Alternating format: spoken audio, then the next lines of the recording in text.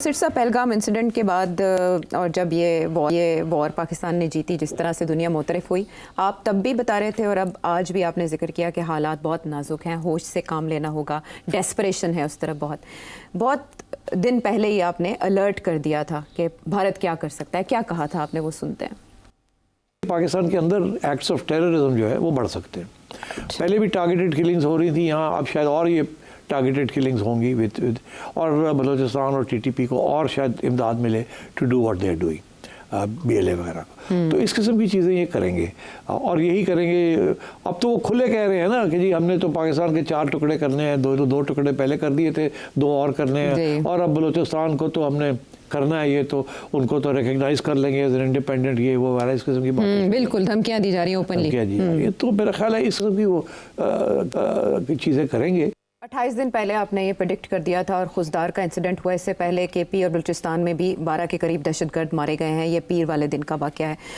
आपने जो 2 बातें कही कि ये टैक्स ज़्यादा हो जाएंगे, वो बढ़ना शुरू हो गए प्रॉक्सीज के ज़रिए, और ख्वाजा आसिफ हमारे DGI SPR और इसहाक डार साहब ये बता रहे हैं कि हमारे पास इंडियन फंडिंग के सबूत हैं बाकायदा, जो ICJ को भी दिए जा चुके हैं, इंटरनेशनल कोर्ट ऑफ जस्टिस को।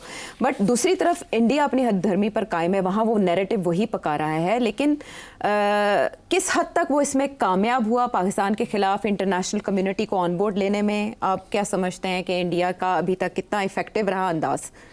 देखिए, अब 3-4 पॉइंट्स तो बड़े वाजे हो चुके हैं। हिंदुस्तान का मीडिया, गोदी मीडिया या गोदी का, अब गोदी मीडिया है ना, गोदी मीडिया मगर वो मेरा ख्याल है गोदी मीडिया बेहतर है, क्योंकि वो बीजेपी के गोद में बैठा हुआ है। ठीक, तो गोदी हो या गोडी हो, ठीक है।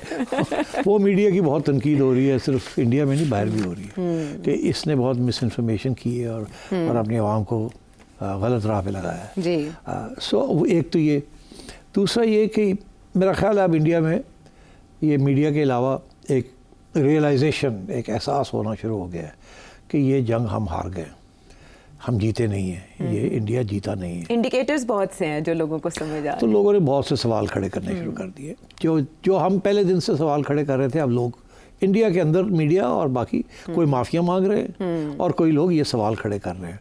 अब भरा हुआ ट्विटर और भरा हुआ टिकटॉक के इंडिविजुअल्स, और कांग्रेस में भी शोर पड़ गया कि ये क्या हुआ है। तो अब बात ये है कि नरेंद्र मोदी और जयशंकर जो उनका फॉरेन मिनिस्टर है, बहुत अंडी सिवियर अटैक है इस वक्त।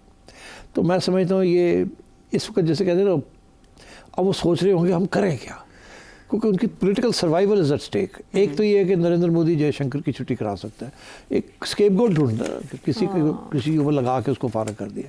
क्योंकि ये जो सारी फॉरेन पॉलिसी थी ना, जो जयशंकर ने इनको कहा होगा कि अगर आप करेंगे तो फिक्र ना करें, सारी इंटरनेशनल कम्युनिटी हमें सपोर्ट करेगी, मैंने सबसे टाइट किया वैसा। तो वो तो हुआ नहीं। उन्होंने कंडेम तो किया एक्ट ऑफ टेररिज्म, मगर किसी ने हिंदुस्तान का बयानिया नहीं बाय किया, नहीं खरीदा।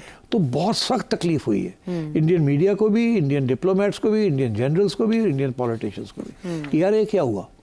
ये तो लोग, किसी ने हमें सपोर्ट नहीं किया। और उधर पाकिस्तान है, 3-4 तो खुल के पाकिस्तान के हक में आ गए, चाइना उनके हक में आ गया, अजरबैजान आ गया, तुर्की आ गया एंड सो ऑन। तो इंडिया के हक में तो सिर्फ एक अफगानिस्तान था जिसने थोड़ी सी चूक की थी, हाँ, लेकिन वो उनकी तरफ से इजहार नहीं हुआ था। हाँ, तो और वो इधर से हुआ, तो इंडिया की तरफ से आया था। तो बात यह है कि वहाँ फॉरेन पॉलिसी फेलियर तो सबको समझ आ गई कि ये जो सारा ड्रामा था ना, इंडिया ग्रेट पावर और पाकिस्तान टेररिस्ट स्टेट, ये सब फारग हो गया वो। एक तो ये, दूसरा ये कि ये जो इतनी जो रिएक्शन इंडिया का आया है एविडेंस प्रेजेंट करने के बगैर, फ़ौरन ऐसे था कि पहले से प्लानिंग हुई हुई थी। लोग बेवकूफ़ तो नहीं है, सबको पता है इंडिया ने क्या किया क्या नहीं किया, specially after Canada, USA, UK, यहाँ असैसिनेशंस इंडिया ने की हैं।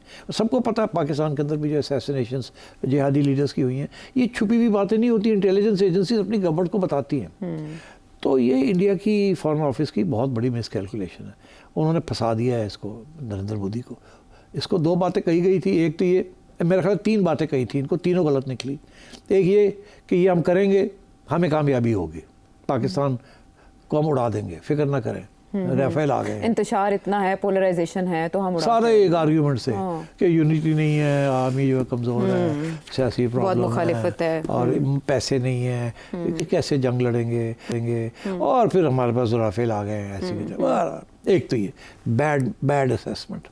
दूसरी बैड असेसमेंट कि इंटरनेशनल कम्युनिटी हमें सपोर्ट करेगी और पाकिस्तान को कंडेम करेगी, वो नहीं हुआ। तीसरी ये कि अमेरिका हमारा साथ देगा, तो हमारा एलाई है ना।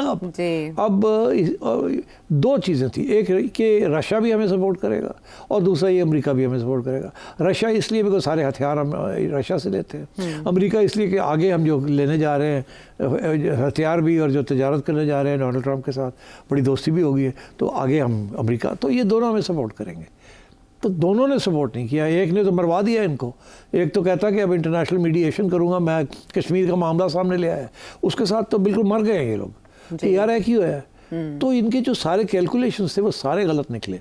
तो इसलिए इस वक्त इंडिया के अंदर एक मायूसी भी है, एक गुस्सा भी है, और उनका हुक्मरान तबके के अंदर बहुत गुस्सा है कि ये हुआ क्या हमारे साथ। तो मैं समझता हूँ कुछ ना कुछ सर तो काटे जाएंगे। राइट, अजय डोवल भी हैं थ्रेट में? पता नहीं, अब वो देखना है ना उनका रोल क्या था। ये हो सकता है उन्होंने कुछ और एडवाइस दी हो, उन्होंने एडवाइस ना ली हो, तो अभी ये खुद इंटरनल रेकनिंग होगी वहाँ और सवाल खड़े होंगे। तो आप देखते चलें आप क्या होता है आहिस्ता आहिस्ता। मगर जो मेरा मौक़िफ़ है कि इसकी जो दूसरा इसका पहलू है वो ये है कि हिंदुस्तान इस वक्त डेस्परेट है, उसकी इंटरनेशनल स्टैंडिंग गिर गई है, उसका जो अमेरिकन अलायंस है वो थोड़ा सा उससे दराड़ आ गई है, और तीसरा ये है कि प्राइम मिनिस्टर मोदी का जो क्रेडिबिलिटी है और जो वो सारी गिर गई है।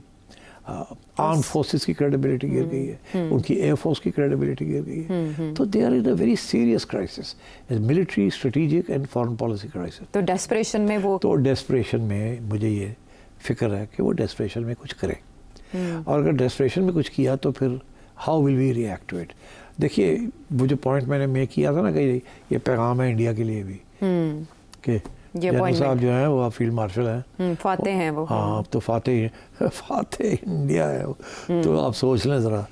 तो आई थिंक अगले जो चंद माह हैं दे वेरी सेंसिटिव। ये तो ऑटोमेटिक था कि अगर कोई और इनके पास चारा नहीं है वो फॉर डायरेक्ट अटैक जी, तो प्रॉक्सीज के जरिए आएंगे, के जरिए बढ़ाएंगे।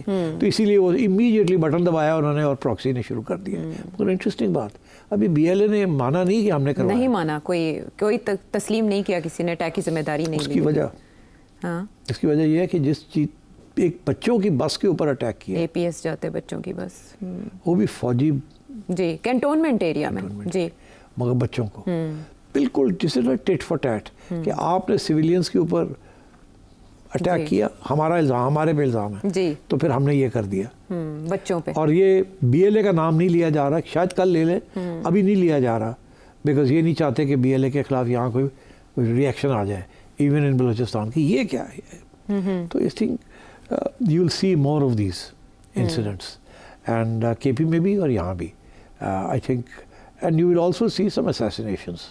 ये है इमीडिएट रिस्पॉन्स इंडिया। कुछ असैसिनेशंस रिपोर्ट तो हुई है मीडिया में, अभी और भी हाई प्रोफाइल असैसिनेशंस भी आप एक्सपेक्ट कर सकते हैं। और ये तो खुलेआम उनके जो कमेंटेटर्स हैं जी, वो खुलेआम कह रहे हैं जी कि ये काम करें। वो मेजर साहब हैं उनके, वो तो आजकल गौरव आर्या, वो पागल हुए हैं, फ्रस्ट्रेशन की हद पे हैं। तो और भी हैं, एक दो रिटायर्ड जनरल्स भी हैं और भी बड़े, बख्शी, वो पागल हुए हैं। उसके लिए हमने स्क्वाड तरतीब दे दिया, लेकिन पाकिस्तान किस फ्रंट पे इसको हैंडल कैसे करेगा? अब जैसे आईसीजे सबूत ले जाने की बात हो रही है, कोई इंटरफेरेंस हो सकती है? अब बात ये जी कि सबूत अभी तक इन्होंने अगर इकट्ठा किया भी है तो दिखाया नहीं है किसी को। ये कह रहे हैं ICJ neither here nor there. ये इंटरनेशनल मीडिया, इंटरनेशनल कम्युनिटी के आगे ये प्रूफ रखना है, राइट। और ये पक्का प्रूफ होना चाहिए, कच्चा प्रूफ नहीं होना चाहिए। कच्चा प्रूफ आप लेके गए तो आपके गले पड़ जाएंगे। हाँ। तो आप करें, आपकी इंटेलिजेंस एजेंसियां और होमवर्क करके सही ऐसा प्रूफ लेके जाएं ताकि आपकी बात मानी जाए। और इस वक्त जो चीज़ सबसे ज़्यादा जिसकी ज़रूरत है वो ये है कि आप इंडिया का जो टेररिज्म पाकिस्तान में हो रही है वो आप काउंटर करें इसके साथ, ठीक। और फिर ये आपका आर्ग्यूमेंट ये होना चाहिए कि हमने तो we cannot afford a war, we cannot afford destabilization, we cannot afford to support these groups। ये तो हम इनसे लड़ते रहे और हमें मार रहे हैं, तो हमारा तो ये केस ही नहीं बनता कि हम इस किस्म की कुछ चीज़ करें। तो अगर किसी का केस बनता है इस किस्म की चीज़ करने को तो वो फॉल्स फ्लैग कराना या इस किस्म की चीज़ करना ये इंडिया का है। मगर ये जो कश्मीर इंटरनेशनलाइज हो गया ना, बस मैं जाते जाते पता टाइम ख़त्म हो गया, मैं 3 बातें करूँगा, एक बात में 3। अगर ये पहलगाम जी इंडिया ने करवाया और उसके बेसिस के ऊपर जो कामयाबी नहीं हासिल हुई तो फिर ये फिर करवा सकते हैं। उधर ही एक और वाकया फिर कहीं हाँ इंडिया में, ठीक है, कश्मीर में, इंडिया कहीं में, भी, कहीं हाँ, भी, ज़रूरी नहीं कश्मीर में। ओके, दूसरा ये कि अगर ये किसी कश्मीरी इंडिपेंडेंट ग्रुप ने किया तो वो तो बड़े खुश होंगे कि इंटरनेशनलाइज हो गया है ये, तो वो फिर कर सकते हैं। और अगर जो इल्ज़ाम हमारे पे लग रहा है तो हमने तो इंटरनेशनलाइज भी कर दिया और वॉर भी जीत ली, तो मैं ये कह रहा हूँ कि इंसेंटिव्स जो हैं वो हर एक के पास हैं, जिसने पहले किया वो फिर कर सकता है। Right, which is why very scared ठीक, कि ये मामले को तय करना चाहिए। इंटरेस्टिंग बात यह है कि अभी तक लोग इधर जा नहीं रहे हैं कि रूट कॉज क्या है इन चीज़ों की। अच्छा, ये जो नई डॉक्ट्रिन इंडिया ने बनाई है ये तो डॉक्ट्रिन इज़ फॉर वॉर। अगला राउंड होगा, अगर उन्होंने कहा ना न्यू नॉर्मल ये है कि कभी कुछ होगा तो हम कुछ करेंगे, ठीक, तो उन्होंने करके देख लिया। अब अगले दफ़ा कुछ होता है या इंडिया खुद कराता है या खुद कश्मीर के अंदर या कहीं और मुंबई में कुछ हो जाता है जिसका हमारे साथ ताल्लुक़ नहीं है, तो इंडिया क्या करेगा? अगर कुछ करेगा तो फिर हम काउंटर करेंगे। तो दिस इज़ ये एस्केलेशन का ये रास्ता है, एक नया रास्ता है जो भारत अडॉप्ट कर चुका है, बहुत इसलिए खतरनाक है। आई थिंक इंटरनेशनल कम्युनिटी को चाहिए हाँ। कि वो कूदें इसके अंदर और इस मामले को तय करें ठीक कि है। इसको कैसे हल करना है। अमेरिकन प्रेसिडेंट ने तो बारहा कहा है कि वो सीज फायर को आगे लेकर जाएंगे और इनके किसी थर्ड वेन्यू पे मुज़ाकरात भी हो सकते हैं दोनों कंट्रीज़ के, लेकिन भारत अभी तक अमेरिका का किरदार उस तरह तस्लीम नहीं करा।